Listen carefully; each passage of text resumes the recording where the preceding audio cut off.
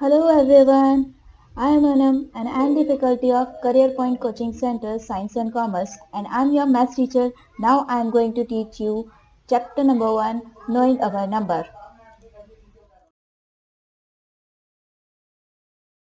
Knowing Our Number. हमारी life में numbers बहुत इम्पोर्टेंट रोल प्ले करते हैं। हम अपनी लाइफ को विदाउट नंबर इमेजिन भी नहीं कर सकते। जस्ट लाइक कि अगर आप अपनी क्लास में हो और अगर आपसे आपकी टीचर पूछे कि क्लास में स्टूडेंट्स कितने हैं तो आप कैसे काउंट करोगे 1 2 3 4 एंड सो ऑन। ओके, तो अगर आपको कहीं मार्केट में जाना है, कुछ खरीदना है तो उसका कॉस्ट प्राइस जानने के लिए आपको नंबर्स पता करना पड़ेगा कि कितने कितने प्राइस का है, वो भी एक नंबर होता है। अगर कहीं आपको अपने मैथ्स के सब्जेक्ट के मार्क्स पता करने हैं कि हमारे मार्क्स कितने हैं तो वो भी काउंटिंग में ही होंगे।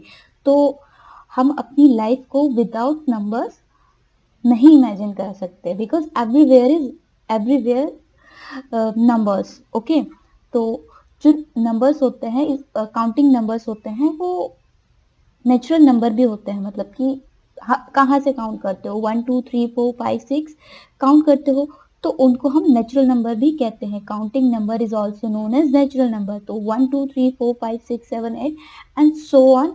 तो काउंटिंग नंबर्स तो कभी खत्म नहीं होते, ये तो इनफिनाइट होते हैं, तो हम इसको बोलेंगे इनफिनाइट नंबर्स। ठीक है, counting numbers are infinite. Next, whole number. Whole number क्या होता है? होल नंबर जिसमें जीरो भी ऐड होता है, यानी कि हमारी काउंटिंग, हमारे नंबर शुरू होते हैं जीरो से, 1 2 3 4 5 6 and so on. So now we discuss all the topics in this chapter, knowing our number. Now let's start the chapter. Your first topic is comparing numbers. हम स्टार्ट करते हैं comparing number से, जो कि आपके NCERT का first topic है। Comparing number, numbers को कंपेयर करना। अब हम पहले तो कंपेयरिंग का मतलब क्या होता है? कंपेयरिंग का मतलब होता है किसी चीज़ की तुलना करना, एक चीज़ की दूसरी चीज़ से तुलना करना। जैसे कि हम यहाँ पर नंबर्स की तुलना कर रहे हैं तो एक नंबर दूसरे नंबर से बड़ा है या छोटा है, हमें ये देखना है। अभी आपने बचपन में भी, मतलब पहली क्लासेस में भी पढ़ा होगा कि ग्रेटर देन और लेस देन, मतलब कि छोटा और बड़ा। तो बड़ा हम कैसे देखते हैं? हम डिजिट से देखते हैं, नंबर से देखते हैं। जैसे कि 1 बड़ा है, 1 बड़ा है या 2 बड़ा है? आप बताएं, 1 बड़ा है या 2 बड़ा है? 2 बड़ा है ऑब्वियसली। क्यों? क्योंकि वो 1 के बाद आता है। फॉर एग्जाम्पल, हम एक नंबर कंसिडर करते हैं जैसे कि 22 और 35।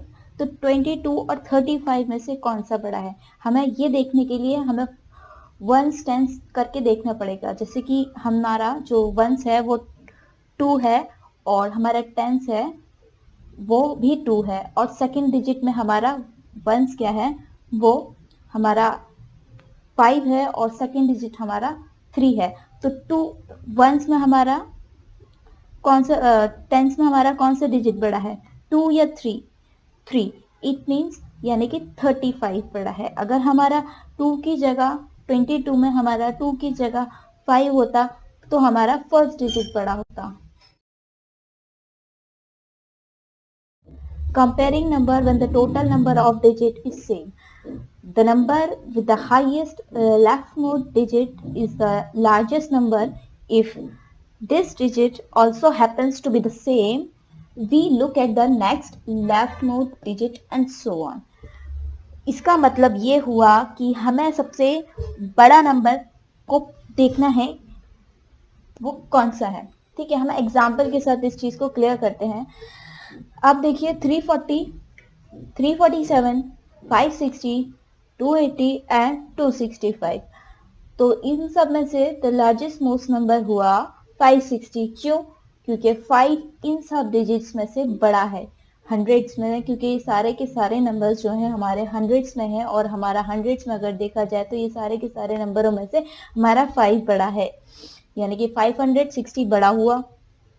ठीक है, और अगर हम सबसे स्मॉलेस्ट नंबर देखें तो वो होगा हमारा 265। 265 क्यों होगा? देखिए 2 3 से छोटा है तो ठीक है। दूसरा नंबर देखें, 2 फिर 3 से छोटा है दूसरे नंबर पे। फिर हम देखें 280 और 265 में से कौन सा छोटा है। अगर हम इसको देखेंगे तो हम देखेंगे कि 6 छोटा है 8 से।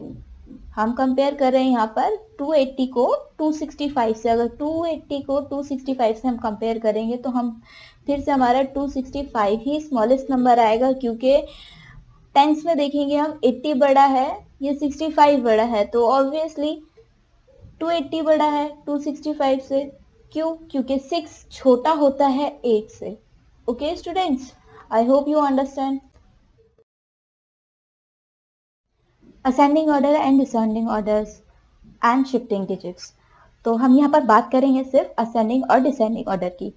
असेंडिंग ऑर्डर मतलब होता है छोटे से बड़ा नंबर, ठीक है। आप अब यहाँ पर हम बात को समझने की कोशिश करते हैं एक स्टेयर से, ठीक है। अभी जैसे आप जमीन पर होते हो, आपको फर्स्ट फ्लोर जाना है, तो आप जमीन पर हो, यानी कि आप 0 समझ लो आप, क्योंकि हम यहाँ पर नंबर्स की बात कर रहे हैं तो हम 0 की बात करते हैं, ठीक है। तो 0 पर हो, आपको फर्स्ट फ्लोर पर जाना है, तो हम स्टार्ट करते हैं। पहला फर्स्ट स्टेप रखते हैं, फिर दूसरा स्टेप रखते हैं, फिर तीसरा स्टेप रखते हैं। ऐसे करते करते करते करते हम फर्स्ट फ्लोर पर पहुंच जाते हैं, ठीक है। यानी कि फर्स्ट स्टेप रखा 1 हो गया, सेकंड स्टेप रखा 2 हो गया, थर्ड स्टेप रखा 3 हो गया, फोर्थ स्टेप रखा 4 हो गया। अगर हम ऊपर ऐसे ही चलते चलते चले जाते हैं तो हम फर्स्ट फ्लोर पर पहुंच जाते हैं। ऐसे ही हम नंबर अपने बढ़ाते चले जाते हैं 1 2 3 4 5 6 एंड सो ऑन।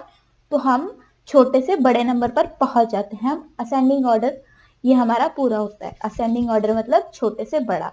ना डिसेंडिंग ऑर्डर, डिसेंडिंग ऑर्डर अब यहाँ पर भी हम देखो, हमने पहले बात करी असेंडिंग ऑर्डर। असेंडिंग ऑर्डर में समझ लो आप अपस्टेयर जा रहे हो, आप ऊपर जा रहे हो। अब डिसेंडिंग ऑर्डर, अगर आपको नीचे जाना है तो आप ऊपर हो, आप फर्स्ट फ्लोर पर हो, आपको नीचे जाना है। जैसे कि अगर आप ऊपर हो, अभी फर्स्ट ऊपर से नीचे जाओगे तो आप छोटे से बड़े में जाओगे। जैसे कि बड़ा नंबर होगा हमारा 10 है, जैसे कि आप मान लो आप, आपका स्टेप नंबर 10 है, तो आप उसको नीचे जाना है, आपको 0 पर जाना है, तो आप 10 पर पहले स्टेप रखोगे, फिर 9 पर, फिर 8 पर, फिर 7 पर। ऐसे करते करते करते आप 0 पर पहुंच जाओगे, ठीक है। ये होगा आपका डिसेंडिंग ऑर्डर। तो जो बड़े से छोटा होता है वो डिसेंडिंग ऑर्डर होता है, और जो छोटे से बड़ा होता है वो असेंडिंग ऑर्डर होता है। ओके बच्चों, how many number can be formed using a certain numbers of digit? If a certain number of digits are given, we can make different number। इसका मतलब कुछ नंबर हमें अगर दिए गए हैं तो हम उनसे डिफरेंट नंबर बना सकते हैं। Okay, different numbers having the same numbers of digit by interchanging position of digit. अगर हम नंबर्स को इंटरचेंज कर देंगे तो हम क्या अपने अलग अलग डिजिट्स बना सकते हैं। जैसे कि यहाँ पर हम एग्जाम्पल कंसिडर करते हैं 4 डिजिट का, 3096 यूजिंग दीज 4 डिजिट्स। ओके, हम इन चार नंबरों को हम यूज करके हम एक लार्जेस्ट पॉसिबल नंबर बनाते हैं, एक स्मॉलेस्ट पॉसिबल नंबर बनाते हैं। जैसे कि पहला पॉसिबल नंबर होगा हमारा, लार्जेस्ट पॉसिबल नंबर होगा 9630। अब 9630 हमने कैसे बनाया? क्यों? हम इसको सबसे इजी वे है कि हमें अगर हमारा 4 नंबर का डिजिट है तो हमें थाउजेंड्स प्लेस पर सबसे बड़ा डिजिट रखना है, फिर 100 प्लेस पर उससे छोटा, फिर 10th प्लेस पर उससे छोटा, फिर सबसे छोटा हमारा 1st प्लेस पर नंबर आ जाएगा। ओके, द स्मॉलेस्ट नंबर बनाने के लिए हमें, अगर जैसे कि यहाँ पर तो 0 दिया हुआ है, अगर 0 है तो अगर हम 0 को सबसे पहले कंसिडर कर देंगे 1000 प्लेस पर, तो वो हमारा 3 डिजिट नंबर हो जाएगा। बट हमें क्या करना है, हमें 4 डिजिट नंबर ही बनाना है। तो उसके लिए हमें सबसे छोटा डिजिट, सबसे पहले हमें ये देखना होगा सबसे छोटा डिजिट 0 के बाद कौन सा है। तो इसमें 3 है, तो 3 सबसे पहला डिजिट नंबर हो जाएगा, ठीक है। उसके बाद 0 एंड देन 6, उससे बड़ा नंबर 3 से, फिर सबसे बड़ा नंबर 9। तो ऐसे हमारा स्मॉलेस्ट नंबर बन जाएगा। ओके स्टूडेंट, हम एक और एग्जांपल लेते हैं, जैसे कि 7 9 8 4। तो हमें इसका बड़ा नंबर बनाने के लिए, द लार्जेस्ट नंबर बनाने के लिए हमें सब थाउजेंड्स प्लेस पर कौन सा नंबर रखना पड़ेगा? सबसे बड़ा नंबर 9, फिर उससे छोटा नंबर 100 प्लेस पर 8, फिर उससे छोटा नंबर 10 प्लेस पर 7, फिर सबसे छोटा नंबर 4। तो ये हो जाएगा हमारा द लार्जेस्ट नंबर। अगर हमें द स्मॉलेस्ट नंबर बनाना है इसका, तो हम थाउजेंड्स प्लेस पर कौन सा रखेंगे? सबसे स्मॉलेस्ट नंबर रखेंगे, 4 को रखेंगे। फिर 4 से बड़ा कौन सा डिजिट है? 7 है, फिर हम उसको रखेंगे 100 प्लेस पर। फिर 10 प्लेस पर हम फिर 10 प्लेस पर कौन सा रखेंगे? हम 8 रखेंगे। और 1 प्लेस पर कौन सा रखेंगे? हम 9 रखेंगे। तो ये हमारा स्मॉलेस्ट नंबर हो जाएगा। Okay students, place value can be defined as a value represented by a digit in a number on the basis of its position in the number. Place value क्या करता है? वैल्यू रिप्रेजेंट करता है जो हमारे digit में होती है। अब वो किसके बेसिस पर करता है? वो करता है हमारे पोजीशन के बेसिस पर। अब जैसे 789 है, तो 789 में 7 जो है किस प्लेस पर है? वो 100 प्लेस पर है। 8 किस प्लेस पर है? 10 प्लेस पर है। 9 किस प्लेस पर है? 1 प्लेस पर है। हमने ये कैसे पता किया? क्योंकि हमने बचपन में पढ़ा है 1s, 10s एंड 100s। हमें ये देखना होता है कि हमारा नंबर किस प्लेस पर है। सीधा प्लेस वैल्यू यही डिफाइन करता है, यही बताता है कि आपका नंबर जो है, जो हमारा एक डिजिट है उसमें जो नंबर्स हैं वो किस किस प्लेस पर रिप्रेजेंट करते हैं, किस किस प्लेस पर होते हैं। ठीक है बच्चों, जैसे 649 एग्जाम्पल लेते हैं हम। 649 में हमारा 6 रिप्रेजेंट कर रहा है 100 को, 4 रिप्रेजेंट कर रहा है हमारा 10s को, और 9 हमारा रिप्रेजेंट कर रहा है 10s को, 1s को। Okay students, larger number and estimates. Larger number, अगर हमें किसी चीज़ का लार्जर नंबर देखना है, कोई नंबर का देखना है कि कितना बड़ा है, तो उसमें हमें डिजिट्स को काउंट करना पड़ेगा। अगर जैसे कि 1 नंबर है तो वो 1 है, ठीक है। अगर 2 डिजिट है तो वो 10s का है। अगर 3 डिजिट है तो 100s का है। 4 है, 4 डिजिट्स है तो thousands है। 5 डिजिट है तो 10,000 है। 6 डिजिट है तो 100,000 है, यानी कि 1 लाख। 7 डिजिट्स हैं तो 1 मिलियन, यानी कि 10 लाख है। अगर 8 डिजिट है तो 10 मिलियन और 1 करोड़ है। ओके स्टूडेंट्स, लार्जर नंबर को देखने के लिए हमें उनके डिजिट्स को पहले देखना पड़ता है कि वो कितने डिजिट्स हैं। ठीक है, जैसे कि लार्जेस्ट, अगर हम 3 डिजिट नंबर लेते हैं, लार्जेस्ट 3 डिजिट नंबर क्या होगा हमारा? 999, 999। अगर हम 999 में +1 कर देंगे तो हम हमारा 4 डिजिट नंबर बन जाएगा स्मॉलेस्ट। ठीक है, हमारा क्या हो जाएगा? 1000। 1000 क्या हो गया? 4 डिजिट नंबर हो गया। अब 4 डिजिट नंबर कौन सा हो गया? स्मॉलेस्ट नंबर हो गया। 4 डिजिट नंबर सबसे हमारा, और सबसे ज्यादा लार्जेस्ट नंबर 4 डिजिट में हमारा जाएगा 9999, यानी कि 9999। वो हमारा क्या होगा? Largest number in 4 digit number. If अगर हम उसके अंदर +1 और कर देंगे तो वो क्या हो जाएगा हमारा? 5 digit smallest number.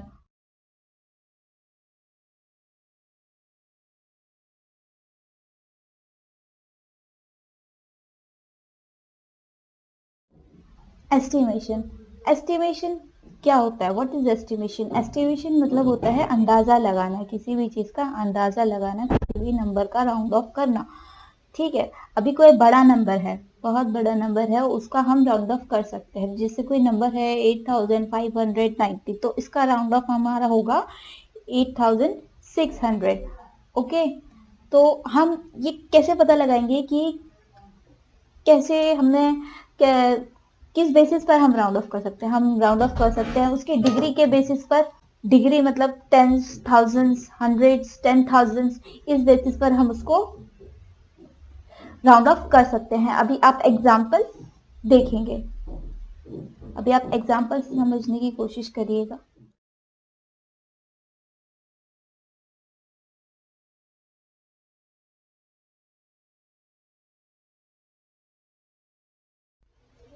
Estimating sum or difference.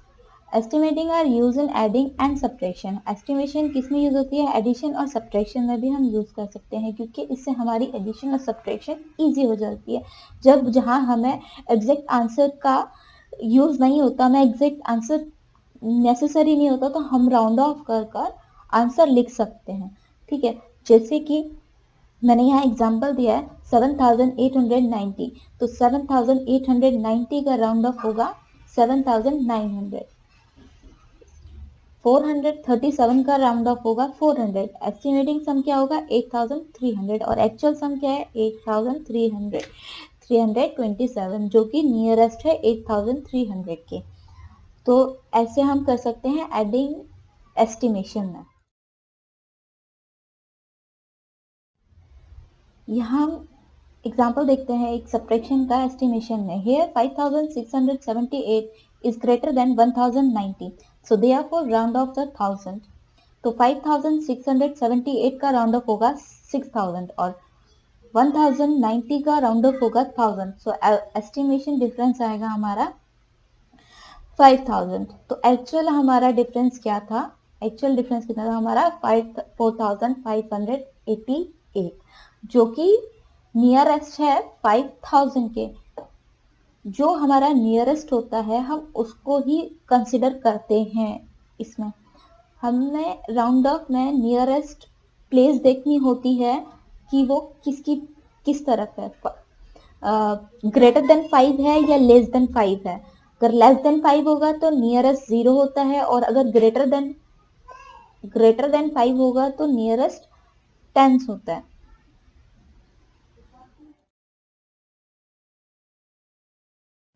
Estimating products of number. Round off each factor to its greatest place, then multiply the round off factors. यहाँ हम देखेंगे मल्टीप्लिकेशन का प्रोडक्ट का एस्टिमेशन. तो हमारा प्रोडक्ट हम लेते हैं एक 199 एंड 31. तो 199 का राउंड ऑफ 200 होगा, बिकॉज 9 जो है वो ग्रेटर देन 5 है, और दूसरा डिजिट है हमारा 31. 31 जो है वो हमारा लेस देन है 5, इसीलिए हमारा 31 का राउंड ऑफ होगा 30 और 199 का राउंड ऑफ होगा 200. एस्टिमेटिंग प्रोडक्ट होगा हमारा 66,000. तो एक्चुअल रिजल्ट क्या होगा? अगर हम इन दोनों का एक्चुअल रिजल्ट में निकाले 199 और 31 का, तो हमारा एक्चुअल रिजल्ट आएगा 6169, जो कि नियरेस्ट है, जो कि राउंड ऑफ है 6000. किसका राउंड ऑफ है? 6169 का राउंड ऑफ है 6000. बोर्ड मास. बोर्ड मास क्या है? बोर्ड मास एक रूल है जो मैथमेटिक्स ऑपरेशन करने के लिए हमें अप्लाई करना पड़ता है. बोर्ड मास की फुल फॉर्म है bracket orders of division, multiplication, addition and subtraction. Here's the example of board mass. How to solve board quotient with the help of board mass rule. Thank you for watching the video.